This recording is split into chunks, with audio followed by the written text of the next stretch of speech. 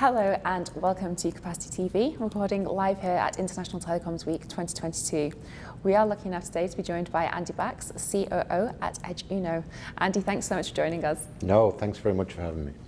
We want to begin today by talking about your new appointment because you are co-founder and also with Seaborn for a very, very long time, and as well as holding the COO position. And now you've left Seaborn and you've gone to Edge Uno, which specialises in everything.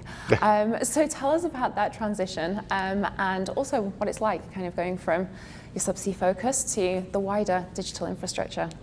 No, thanks. It's been an exciting, I've been there 2 months now. It's been a really exciting 2 months. You know, I wanted to make a move that kept the sort of things I do and the contribution I can make to not just the industry, but also, you know, a region I feel very passionately about, which is Latin America.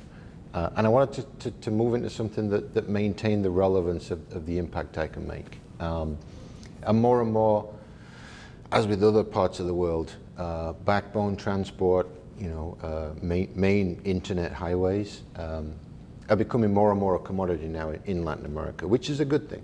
That's exactly what they should be. They should be a commodity item. But I wanted to make a move into something that was a little more relevant in terms of moving the industry forward in the region, enabling a higher quality of service for end users, people that use all these products and services we all talk about all the time. And that was really the focus behind making a move to Edge Uno. It's been a fascinating 2 months. Already knew coming in that they're an amazing group of people. They got some amazing people, fantastic engineers, technical expertise way beyond many of their peers in the industry in terms of providing services. And just getting to meet them all and understand what they do has been fascinating and you know, beyond what I expected. It's been fantastic. So exciting 2 months so far, and I'm really looking forward to moving forward with them in the future too. Great, it's really positive. So with all that in mind, what can we expect to hear and see from Edge Uno over the next, let's say, to the end of the year? So this year, our focus is still going to predominantly be in Latin America. There is still an awful lot of work to do down there. We do make a difference today. We absolutely do. And over the last, you know, Edge Uno is only 4 years old. But over the last 4 years, they made a dramatic difference to the experience that end users have, indirectly, admittedly, with some very large strategic customers. We help deliver content locally to you know, a vast majority of the population in Latin America. We reach directly today over 95% of all eyeballs in Latin America, which actually places us below just one other provider, which is not really a provider. Google reaches more than we do. Other than that, we are the largest IP network in Latin America, which not a lot of people know. It's something we're very proud of, and it's something we're gonna leverage moving forward, not in the region in terms of delivering IP services to ISPs and customers in the region, but to help content owners, content distributors, application owners and providers reach those customers and provide a much better level of service. There has been an awful lot of focus around the network latency over the last few years. Everybody talks about latency between cities. Our focus is, we are focused on that, but our main focus is on service latency in the local environment. So bringing content closer to those end users enables us to drive that latency down in terms of the service itself. Mm-hmm. And if you're playing a game or watching a video or using an application online, that's critical. That's really critical. So that's going to be our focus for the rest of this year in terms of focusing around Latin America. Keep doing what we do best. Stay within what we can control, what we can contribute to, and bring more content, hopefully, into the region from all over the world. Content's a really fascinating kind of topic within the industry because what comprises content itself is evolving and changing. Absolutely. So how do you see that piece playing out over the next few years? I think traditionally we all think about content as watching a movie or using an application, you know, storing something somewhere. I think as it evolves, it becomes much more interactive, two-way. There's a two-way conversation in content. We've all found that over the last 2 years, using video applications and web meetings, which thankfully we are finally able to do something slightly differently and more traditional. But the concept of content is changing dramatically. It's no longer a one-way street. It's now a two-way avenue. By bringing those content applications closer to the user and connecting to as many networks as we do in Latin America, we can actually enable that two-way conversation to happen inside a country, and now inside a city inside a country. Whereas before, if you and I were side by side in houses in anywhere in Latin America and we were using the same application, that would go up to the US, or in some cases to Asia or Europe, just for the two of us to work together on that application.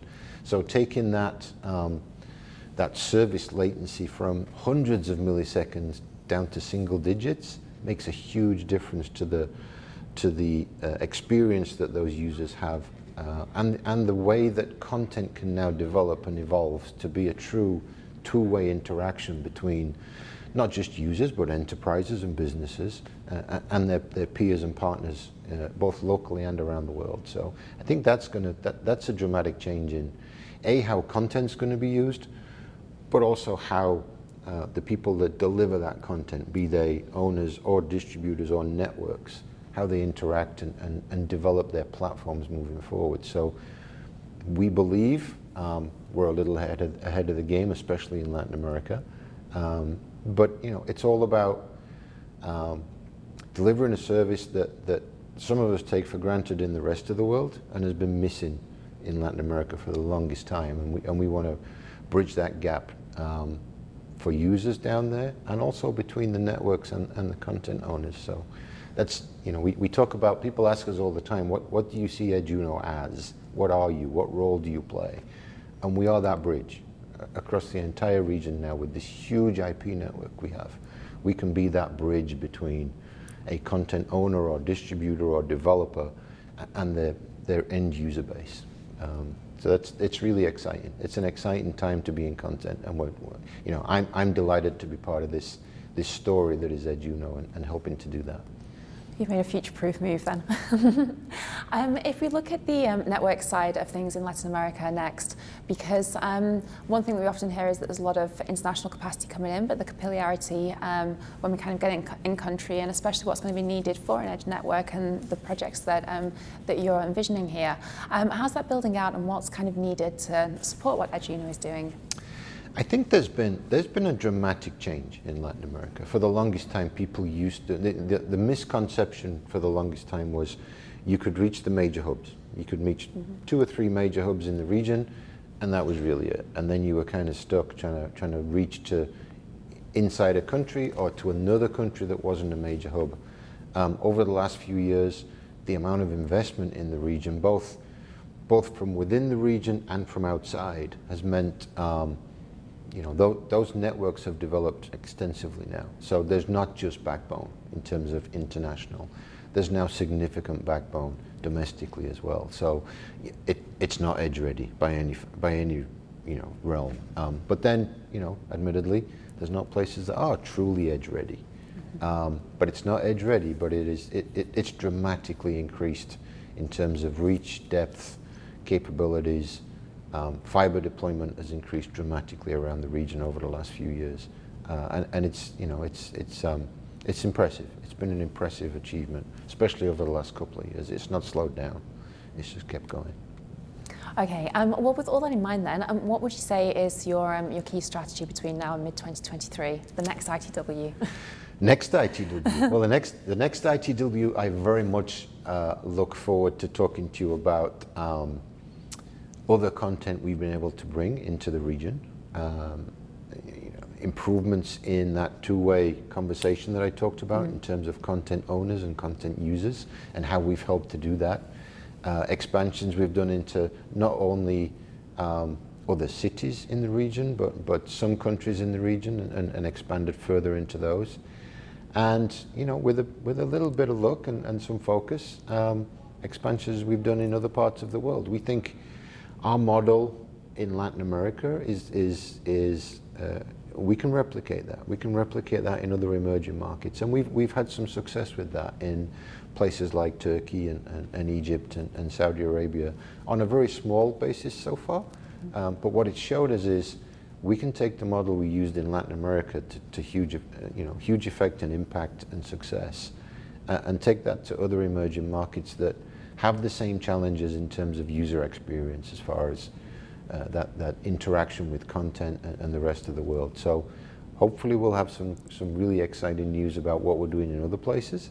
But we have don't underestimate. We have a huge amount of work still to do in Latin America to help that region be on an equal footing with the rest of the developed world, because we absolutely see Latin America as a developed region now.